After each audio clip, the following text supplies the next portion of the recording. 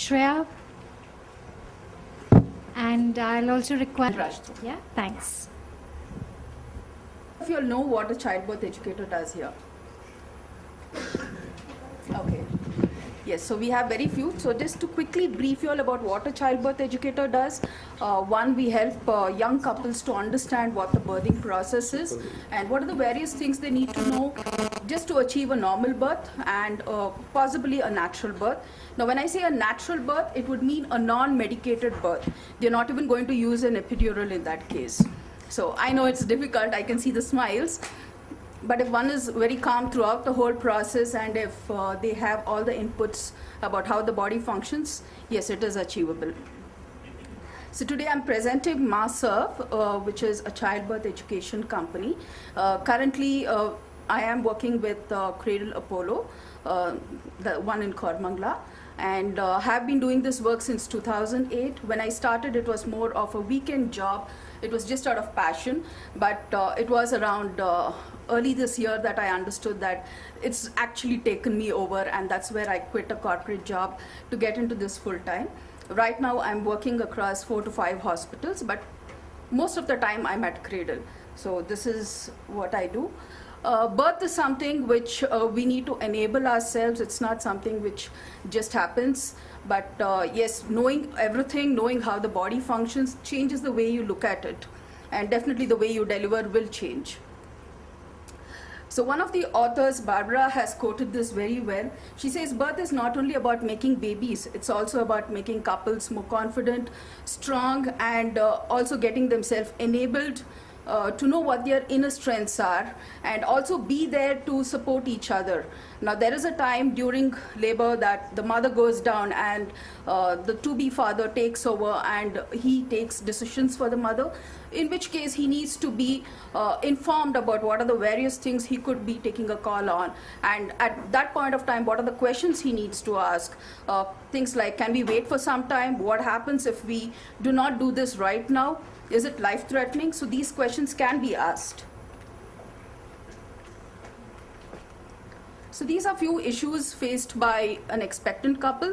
Firstly, there's so much information available in books, in the internet, Google. The moment they got cultures, bridging cultures. So there are a lot of complaints we have from grandmothers, to-be grandfathers. Things are not followed. Okay, so why is it not followed? For example, don't eat pineapple. The lady would just ask, why not eat pineapple? For which the grandmother does not have an answer. So that's where come to an expert, get your questions answered. The doctor would not always have time. It's just a 5 to 10 minutes that a gynec would have for you. In that time, she needs to do many other things. We do a lot of fitness programs, which will understand, the lady would understand how to use her muscles during delivery. So these are various services we offer. In classes, it is hypnobirthing, childbirth education, and lactation program. Hypnobirthing talks about how to keep the mind calm during the process of labor and birth. Childbirth education is more an Eastern approach, talking about various means. It could be acupressure, acupuncture, use of aromatherapy during labor. Lactation program is about building in more awareness about how to go about breastfeeding, how the body is designed to do so. Then we have counseling sessions. It could start right from the preconception stage.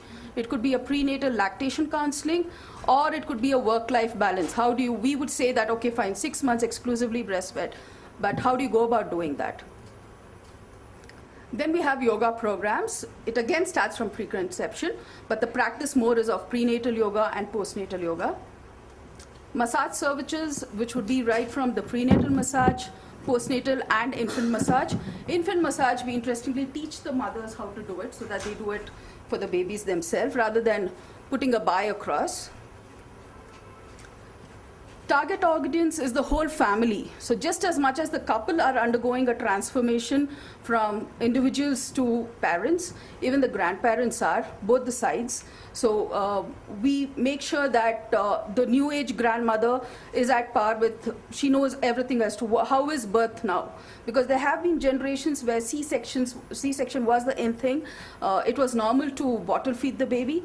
And around 3 to 4 generations have actually looked at upon it as a best practice. And doctors have also been advising, but it's nowadays that, it's been said that no, this is not the way to go. So an education as to how to go about the natural way. So these are the benefits of prenatal education. So specific and relevant information is given. Unlike if you go through Google, there is a lot of information which is given which is not applicable to you. You get a lot of practice in these sessions. Education material and research papers are provided. We have a lot of social interaction, peer group discussions once in a month. Once you know things as to how the body functions for a natural birth, the anxiety you have is reduced, the tension you face is much less. Yoga will definitely help to strengthen the birthing muscles, the abdomen, the pelvic, and the back muscles. Constant practice of yoga will help you to identify these muscles during birth. Now, in a natural process, when you are birthing, you will be able to identify these muscles. But if you are having your epidural and all, you will not be able to. So yoga and massage not only tone up your body, but they would also help you to relax and stay calm. Of course, like once the mothers have gone on their maternity leave, it is definitely a big question for the corporates if they come back. And if they're going to come back, how soon is it? Are they going to have extended leaves? So once the couples are more informed, I'm not talking only about the mom, it could also be about the dad, because as much as we see postpartum depression in women, it is also there in the men. Keeping in mind they're back to work faster, just 5 days of paternal leave, and since it's more nuclear families, they have a lot of questions as to, is the baby being taken care of? Is the wife managing things alone? So the chances of them going into postpartum depression is much higher. Couples would spend less time on the internet, helps mom to be back to work quicker and fitter. So it also helps them to work out on their work and their personal life as well. So this is how, since Bangalore does not have its first prenatal studio as yet, this is how a prenatal studio would look like. These are the various activities we would be doing. It's across ages.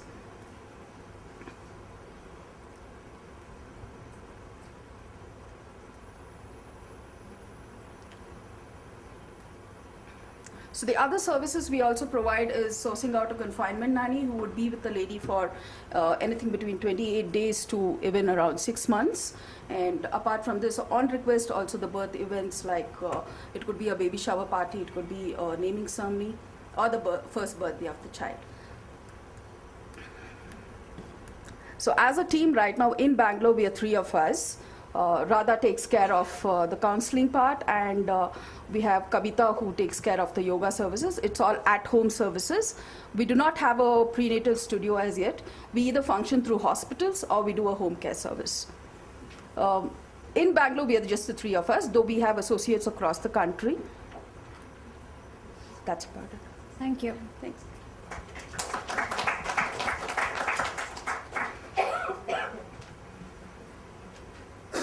So you're going to go to the chain route as well, or franchisee route? Or? I'm not sure as yet. I mean, it's taken me a few months to kind of confidently build relation with gynecologists here in Bangalore. And yes, I'm successfully working through 4 hospitals. And aren't they the best channel partners in some sense? You should always be working with gynecologists. End of the day, it is the gynecologist who gives go green. Yes, you can do your yoga. Yes, you can attend these classes. This will be helpful for you. So the couples will go to them to take a go green from them. So they are the first door that I have to pass. So some such folks exist, right, in all cities, but you're saying it's not widespread enough. In Delhi, Mumbai, yes, but not much in Bangalore. We're just around 5-6 of us. I think it's interesting. I don't know about the scale possibilities again because of real estate pricing, the whole thing about transportation, couples having to come in peak hour or traffic hours to go through this. So I don't know the logistics of this in terms of scalability, but it's definitely a need. There's no doubt about it. So I think you have to develop it so that it becomes scalable in some sense. And starting with 1 or 2 centers is a good way to do it. Thanks. So I think just elaborating on the same problem, that yes, there is a need, but how do you create I mean, if you want to, that is, more than a cottage industry kind of a thing with it. At the small scale level in local communities, you do have similar services or some variant of it. But the question right is, now we are doing a home care module. Right. So we are not doing group sessions as Right. such. The group sessions that happen at the hospital. hospitals. Yeah. So we are slowly looking at having one center and then. Right. So, increasing the numbers. if, for example, I'm not sure what the, business metrics of it would be. For example, if you could professionalize and scale the home care model, is that possible? Is that profitable? That would certainly both differentiate you and really give, substantial value to the consumer that they would, be willing to pay a premium for it. Because one of the things is that if this is something that you have to do on a regular basis, 3 times a week or even twice a week, then the commute is a big hurdle. True. So if you can address some of those challenges and still provide, these same services, there might be some value to it. Yeah. Home care for classes, it's been successful so far, but though I do have yoga therapists across the city, prenatal and postnatal trained therapists, somewhere, because of the security part, I'm a little hesitant in sending them across, since these inquiries come from the internet and not all come from the hospital directly. Right. Yeah, I totally understand. I mean, there are challenges, and some of them you'll have to figure out as you go along.